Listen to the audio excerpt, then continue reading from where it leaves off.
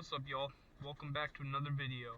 In today's video, I'll be reviewing the 2015 Acura ILX 2-liter 4-cylinder. This has a 5-speed automatic transmission and 150 horsepower. 150 is not that much, but it does the job, and it's a pretty fun car to drive as a daily driver and has pretty decent fuel economy. This car also came with a 2.4 liter, which is what the current ILX has, and it has a DCT, right? And the 2.4 liter in 2013, it was available with the 6-speed manual transmission. This is a 2015 model. This is the last model year of the pre-facelifted model, and when the pre-facelifted model came out, all of them had a 2.4 liter with the DCT and could also come with the A-Spec package. So this car has paddle shifters, which you can use, right? And this does not have the tech package, so all it has is a tiny screen over there, which just shows the time. Kind of sucks, but whatever, you know. Has a red start-stop button, and here's the gear lever. This has a premium package, so it has heated seats, and like I said, this is powered by a 5-speed automatic. It shifts pretty well, and I have no complaints with that. So let's go for a quick walk around of the exterior.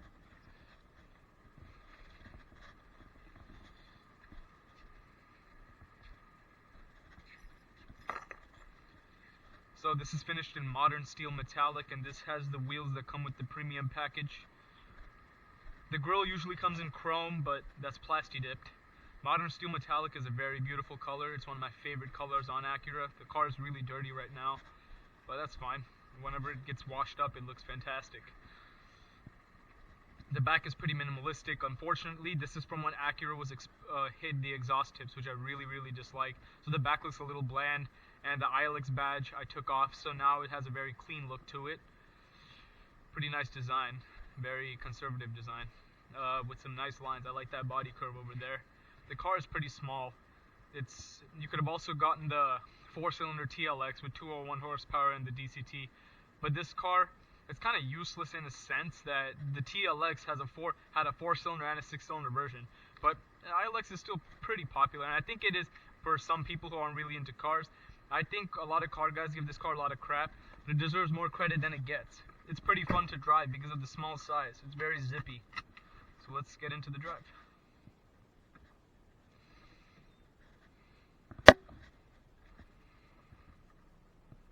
So we've had this car for about 4 years now. It's been very reliable. The only issue we had was a dead battery, and that's it. And we use this as like a beater car. That's why it's so dirty and stuff. We just don't really take care of it all that much because it's not primarily my car. But you know, it's okay.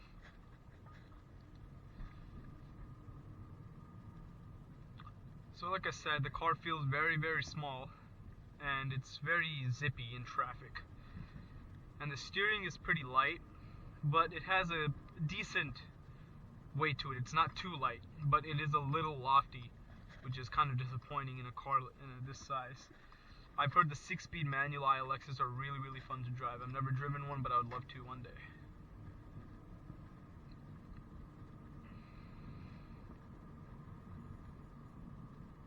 So this car comes with Bluetooth as well. That's a standard option. Bluetooth and the hands-free link. It also reads your messages out, but it's kind of bad. Not very upscale like that tech.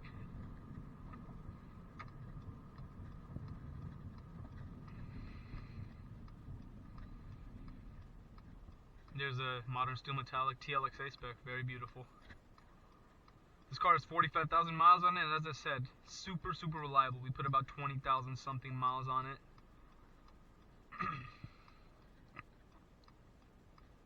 And you know, I think this car is perfect for, like, if you are a non-car person and you want like a car which is fun to drive and a good daily driver that's reliable. I highly suggest this because, you know, the fuel economy is good. Ours, for some reason, it doesn't give as good fuel economy as other people get. I know people are getting like 35 to 40.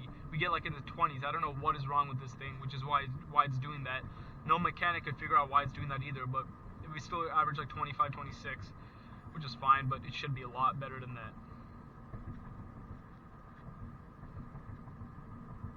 This car also has a sport mode, where you pull down the gear lever, which increases the throttle response and holds the revs a little higher. It's not bad, and it's kind of useful only when you're accelerating. But if you're trying to accelerate from a dead stop, this car is very slow in that sense. But whenever you're at high speeds, it's very fun to drive on the highway. I can't lie about that. The VTEC is awesome. When you're on the highway, the rev hang is amazing. And I wish this had the DCT, but as I said, this is a 2015, and in 2016 they introduced the DCT and made the 2.4 liter standard. But this is the best spec, color spec you can get on the 2013 and 15, in my opinion. Modern steel on black.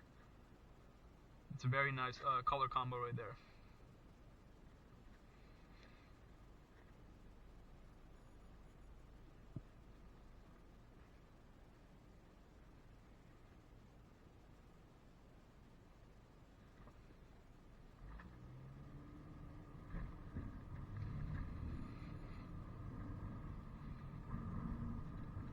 And what I like about the shift paddles in this and other Acura models, you don't have to put the car into manual mode or anything. You just pull the paddle and it gets in automatic mode. Manual mode. In my TL Type S, I have to stick this thing and stick it into manual mode to use the paddles, which is a little annoying. And I don't really like that, so I don't use the paddles that much.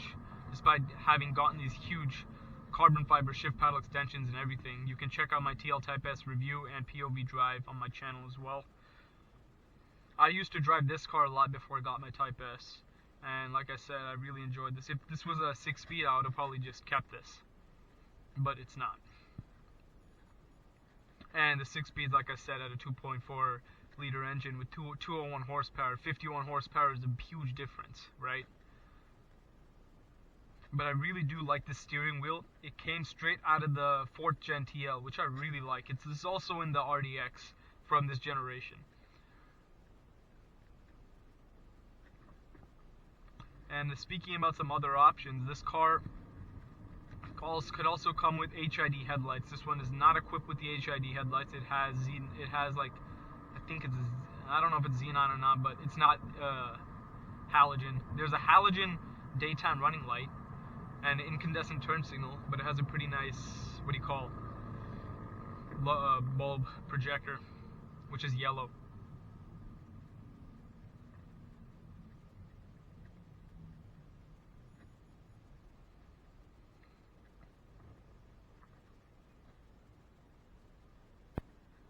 The thing with this car, a problem with it is, like I said, the lack of power, and the competition just kills this thing. The current ILX, it's still in the same generation, but it's been facelifted twice already. The current ILX looks gorgeous, but the interior looks the exact same, except they just give this stupid tune screen thing that Acura does, and put like the ultra suede inserts in the seats on the A-Spec model.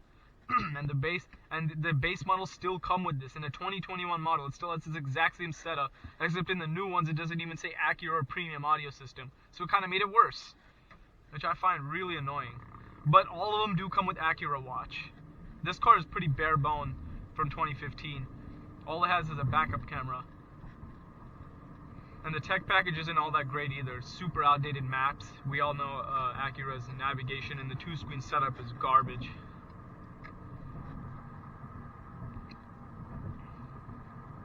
You know, this car is very nice to just cruise around in.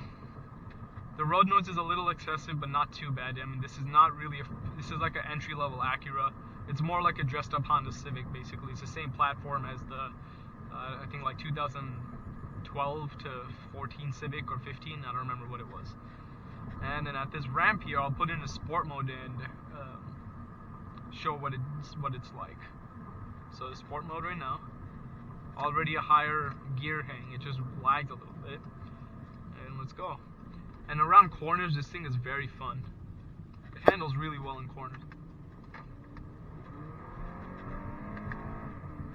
See, I mean, it's really slow, but I like that huge noise.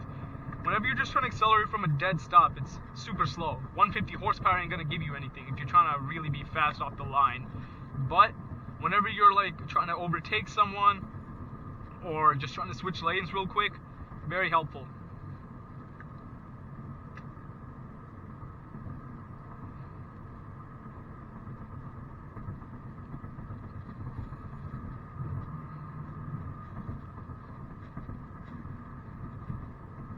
if this was a 2.4 liter, I would have probably put a cold air intake on it by now.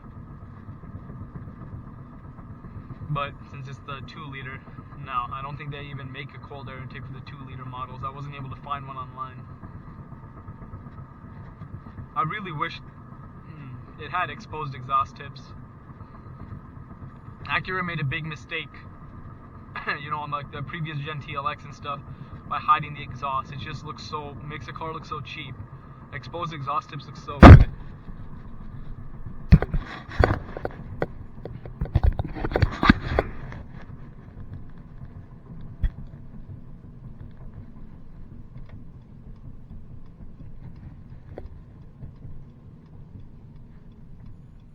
Well, that was a mistake.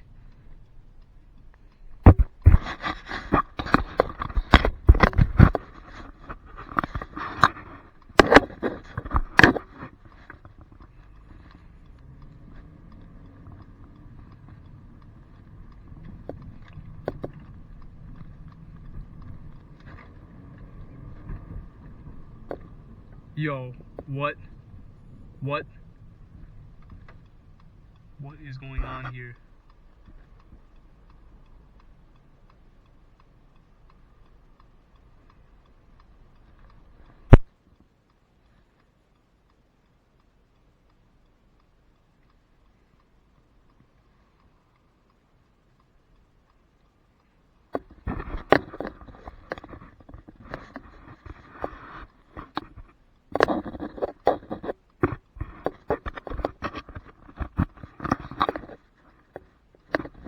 Sorry about this inconvenience, yo. I accidentally smacked the camera into my face, so it's a little messed up right now.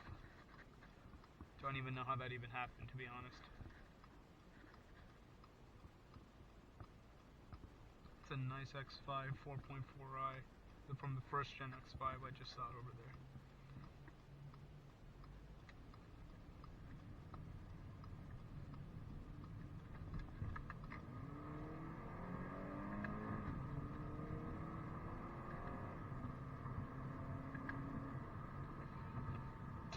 Like I said, I really like the sound. It's very nice. This ILX also, from this previous facelifted ILX, you could also get a 1.5 liter hybrid, which is absolute trash. It has like 115 horsepower. It's horrible, and it came with these butt ugly wheels with this stupid spoiler. And the 1.5 liter hybrid ILX is absolute trash. I think it takes like 9 seconds to accelerate from 0 to 60 or something, probably more. I've seen a few and they're really ugly. I don't even know why they'd offer that. This thing is underpowered, so a hybrid with 15 horsepower, if I'm correct, it was pathetic, gotta say.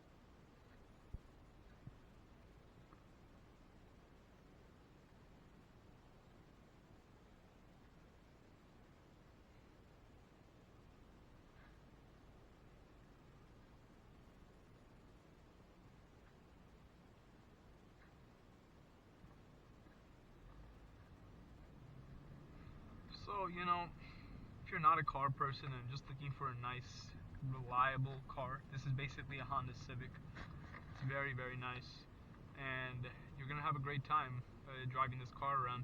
I've seen a lot of people driving the ILX as like a nice daily driver to get to work or something like that. This is something that you'll really enjoy. But if you are a car guy and you want an ILX, go for the 6-speed manual ones. They're really rare, but I'm sure you can find one if you keep looking, and they're really fun, from what I've heard. Sofyan from Redline Reviews used to drive a manual ILX, and he said it was nice. You see that TLX over there? That's from the same like era of this. And you see how that's an SH all-wheel drive, the top of the line model. And you see how no exhaust tips really cheapens it. That's what I was talking about. It's frustrating as to why Acura did that. Because even the Hondas from that time, from the same years, have exposed tips. So Acura was really struggling with brand identity during this time because Honda was making like cheaper cars, which I don't know, had basically the same features and the same infotainment and stuff. And Acura still had the double screen until the two touchpad interface that just came out on the new current RDX, which is now being given to all the models. But now Acura is back on the map, which I'm very happy about. And as a TL Type S owner, I'm really hoping the new Type S lives up to our expectations.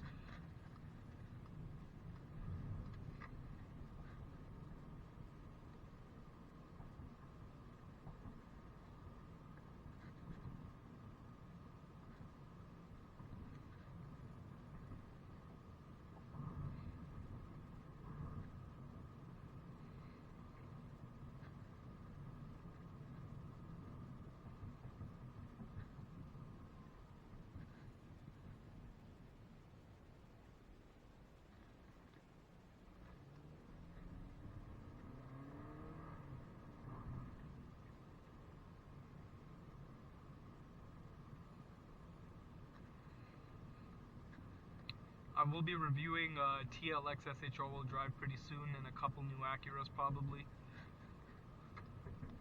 I'm going to be making another POV drive of the Type S with no talking, and also of the BMW X3M with no talking. It's going to be coming up pretty soon, so stay tuned for that. And as always, I'll be making a lot of cool short videos, which is what my channel is getting really popular for. And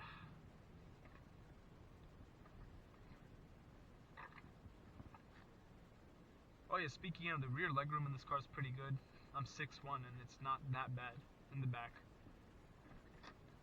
And that's about it. If you enjoyed this video, hit the subscribe button so you'll be notified on the new content, and share this channel with anyone who wants some cool car videos. I'll be making a lot of videos, so if you enjoyed this, stay tuned. I'll catch you on the next one. I'm out.